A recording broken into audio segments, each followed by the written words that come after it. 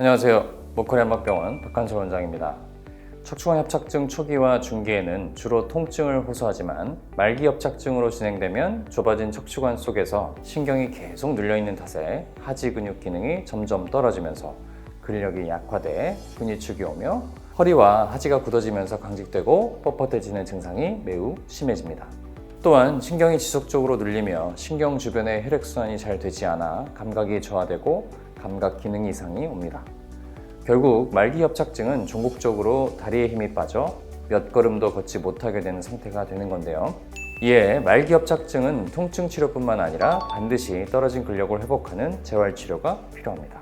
그래서 오늘은 말기 협착증의 치료는 재활의학적 방법으로 접근해야 해결할 수 있다는 내용에 대해 이야기를 해보겠습니다.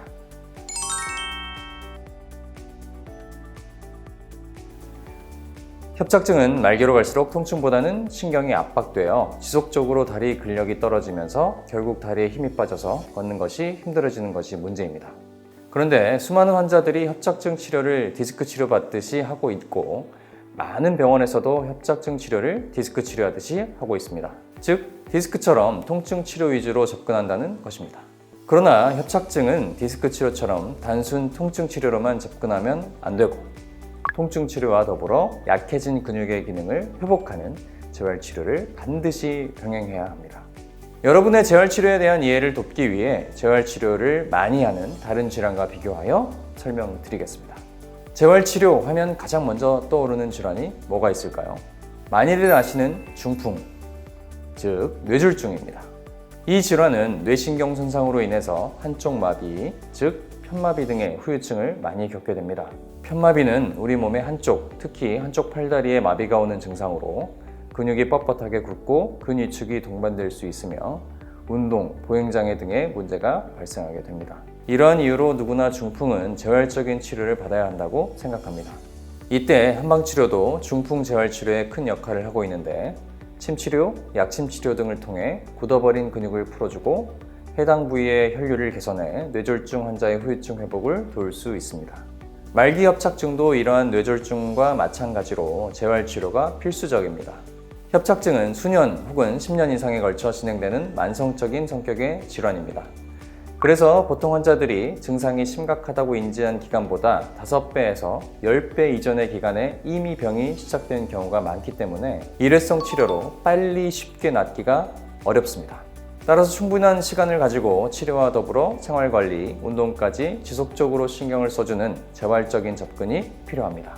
이러한 이유로 협착증 한방치료는 단기간의 치료를 통해 단순히 통증을 일시적으로 차단하거나 호전시키는 것이 목표가 아니라 협착증으로 약해진 하지 기능을 회복시키고 생활관리 및 운동법 교육을 통해 치료가 끝난 후에도 스스로 협착증을 관리할 수 있도록 하는 것이 목표입니다. 한 가지 다행인 것은 말기 협착증의 재활 치료는 뇌졸중에 비해 치료 효과가 훨씬 빠르고 결과도 더 좋다는 겁니다. 왜냐하면 뇌졸중이 중추신경의 문제라면 말기 협착증은 말초신경의 문제이기 때문입니다. 중추신경은 한번 손상되면 거의 회복이 불가능하지만 말초신경은 그렇지 않습니다.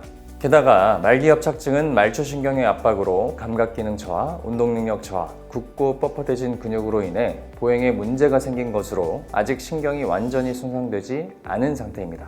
때문에 말기 협착증은 꾸준하게 추나요법과 침, 약침, 한약 등의 한방치료로 척추 주변의 근육과 인대를 풀어주고 피로하고 찌든 근육을 회복시키면서 약해진 근력을 회복시키고 강화하는 재활 운동 치료를 열심히 한다면 뇌졸중보다 훨씬 빠르고 더 좋은 치료 결과를 기대할 수 있습니다. 모코리 한방병원의 말기 협착증 치료는 재활의학적 측면에서 4주간의 입원 치료를 진행하고 있습니다. 가벼운 경증 협착증은 통원 치료를 시도해 볼 수 있지만 이미 걷는데 문제가 생긴 중등도 이상의 협착증은 입원 치료가 필수적입니다.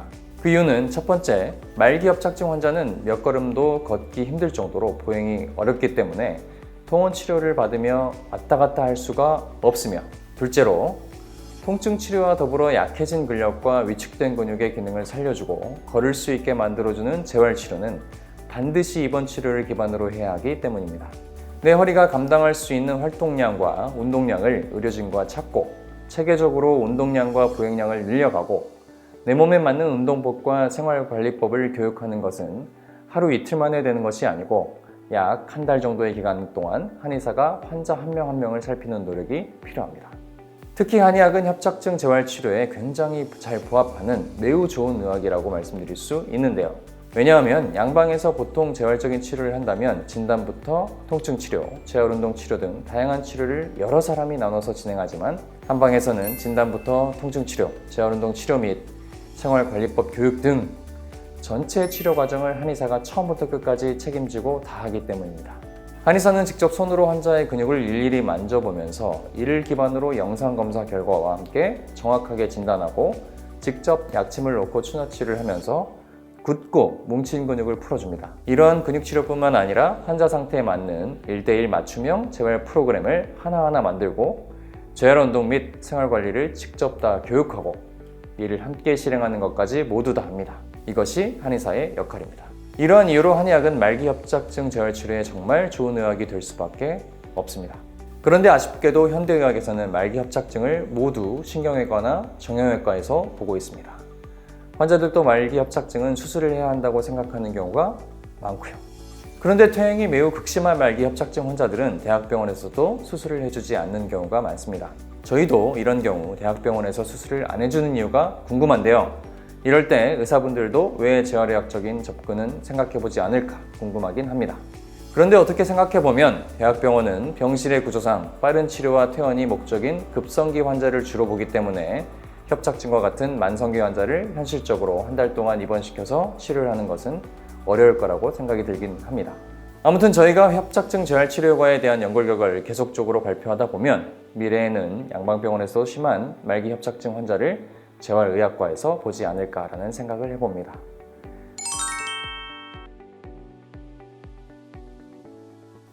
자, 이렇게 협착증은 통증 치료와 더불어 재활 치료를 반드시 병행해야 한다고 말씀드렸는데 이러한 치료 효과를 객관적으로 입증할 수 있는 근거가 있습니다. 바로 목걸이 한방병원이 말기 협착증 한방 치료 효과를 객관적으로 검증하여 치료 이후 말기 협착증 환자의 평균 보행 거리가 치료 전 대비 11배 증가했다는 내용의 논문을 SCI급 국제학술지에 발표한 것인데요. 이 논문은 무작위 대조군 연구라 매우 신뢰도 높은 연구로 말기 협착증을 수술 없이 치료할 수 있다는 한방치료 효과를 세계 최초로 무작위 대조군 임상 연구를 통해 입증했다는 점에서 매우 큰 의미가 있습니다. 이런 수준 높은 논문을 안 믿으신다면 여러분은 도대체 어떤 걸 믿고 치료받으시는지 궁금합니다. 논문에 대한 자세한 내용은 아래 첫 번째 댓글에 영상 주소를 남겨드릴 테니 꼭 보시길 바랍니다. 감사합니다.